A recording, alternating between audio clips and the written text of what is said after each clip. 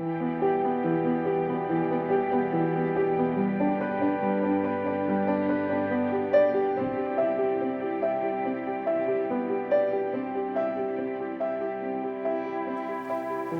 this is Tony and Michael continuing on with question and answers in Soul Group Insights.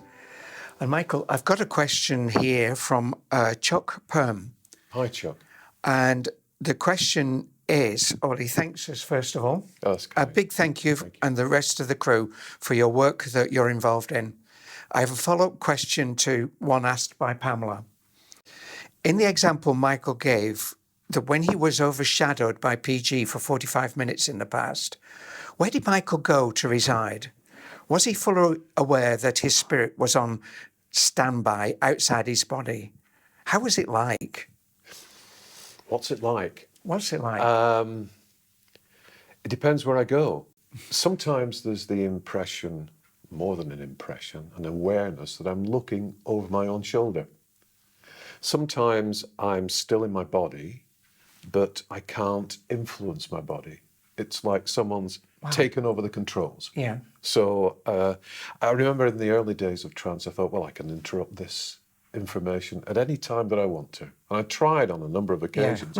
Couldn't do a thing. Really? I couldn't do a thing. Really? I couldn't influence what was coming through until Joseph had finished speaking. I remember the first time I went into trance, I was taken into trance in a car. I was nervous about going into trance because I don't like losing consciousness. It goes back to a childhood trauma. So I don't like losing consciousness. And my impression of trance was that I would lose consciousness and would not be aware of anything. And that's not the case. So they took me deliberately into trance at a moment when I was least expecting it. Yeah. And I found myself suddenly, I was sitting in a car 1 minute. The next minute, I was standing in a cathedral, a beautiful cathedral, a vaulted cathedral. And I was staring at a statue of an angel on a pedestal in front of me. Gosh. And the angel was moving. It was alive. And there were two doors behind the angel, one to the left and one to the right. And I knew that one of those doors led to the afterlife. And I thought to myself, well, if this is dying, there's nothing to it. Piece of cake. Not only that, but I'd like to do it because it feels so good. Why would I stay on earth when I can stay here and go through that door and be out into the spiritual realms and feel wonderful? So I moved towards the door on the left. And as I approached it, at the same time that I was in trance, Jane was driving us back from a holiday. Oh, that's a relief. I thought it was you. No, I wasn't driving at the time. And I think it was either the Silver Star or the Big Indian was talking to her through me whilst I was in trance.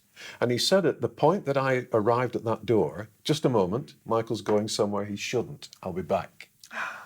And he came into my vision, stood between me and the door and said, where do you think you're going? And I said, well, I'm going through that door. It looks wonderful through there. No, said, you're not. No, you're not. Not yet. Turn around. And then I turned around and he came back to speak to Jane. So I came out of trance thinking, well, that's not too bad. That's not a frightening experience. And then they took me into trance again. And this time it was the Persian gentleman. Right. And he took me into a wonderful landscape. And I was sitting on a grassy bank with flowers on it, looking across a valley towards beautiful buildings. And there was a purple building that the stone and whatever it was built out of was purple in the distance, and it was revolving. And there were parts of it that should have sort of butted up to the next part of it, but didn't. There were gaps between. So it was like an open jigsaw puzzle, and it was revolving. And I looked across this valley, I thought, I know this place. This place is familiar to me. And I sat with PG in this very pleasant place and I spoke to him. And then they brought me back into the car again. So 2 examples of trance to take away my fears. So what's it like? It's like going somewhere else. Or sometimes it's like being locked in your body and you can't influence your body and you can't influence your mind.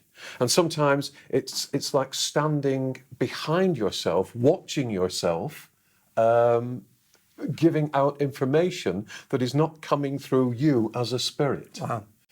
Is it fair to say that you have the option not to go into trance? Yes, there's always the option, but because I've gone into trance so many times, it's very easy to slip into that state of being. Yeah. And I've got to watch myself. And as you know now, I don't close my eyes, or try not to close my eyes, because if I do, I'll slip into that altered state and be in a trance state. Oh, I have to say as well, coming back is strange as well, because Joseph would finish what he was saying, and then there'd be a period where I didn't know where I was, and then it would feel like I was falling off a cliff.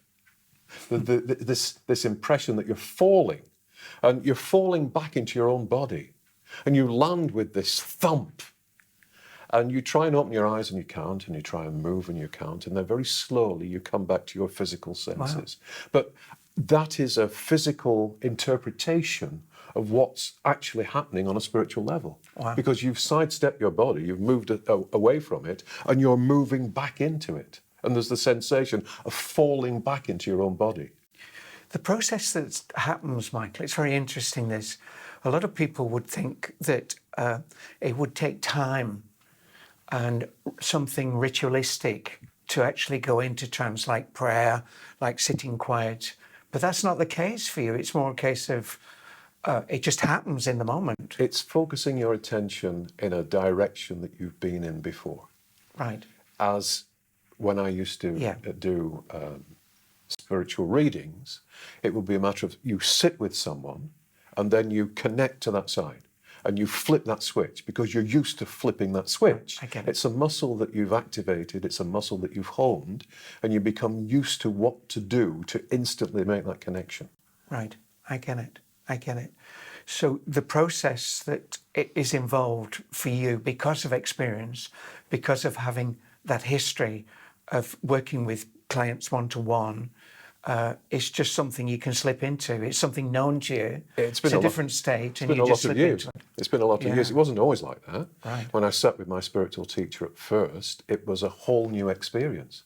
And I had to understand what was happening. Right. I had to get used to listening to spirits psychically, to seeing spirits psychically, to differentiating between what my own mind was telling me and what they were telling me, and having trust and faith that what was happening to me was actually happening.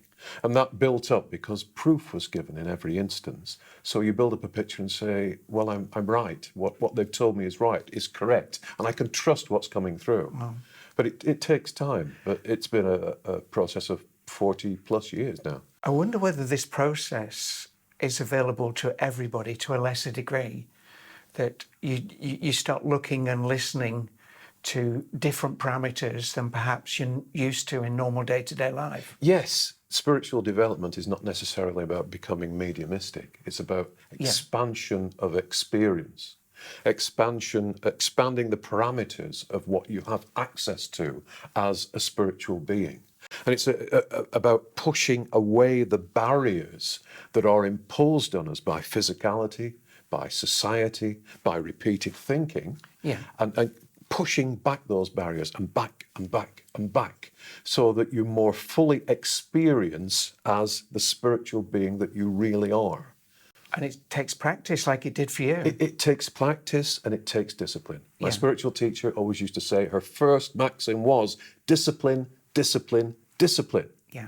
We can't expect to have access to our spiritual faculties instantly. We have to work at it. We have to be dedicated. But we're doing that on behalf of ourselves, and we're doing that because we also wish to lift up every other soul on this planet and to lift the consciousness of this planet. That's so true. I think the lesson is that psychic ability, what you mentioned earlier, psychic ability and spirituality are two separate things, aren't they? Yes, they are. And they're both learning. Yes. But psychic ability is more at the extreme end of spiritual learning. And it's also a decision of what you want to do. If you've got the gift, are you going to use it? If you're not prepared to use it, and not to use it for yourself, but to use it for others, if you're not prepared to do that, don't do it. Yeah. Evolve individually, expand spiritually, but mediumship is a specific call to work in a specific way, and you have to be prepared to do it. Yeah. So it's a matter of conscience, it's a matter of discipline, and then deciding, am I prepared to do this? If so, absolutely wonderful. Go ahead. Michael, thank you for that. And Chuck, I think we've given you more than you asked there. We seem to get a bit wider than the actual question, but I do hope it was helpful for you, and I do hope it was helpful for all the other people watching here today. Thank you very much. Thank you, Joe.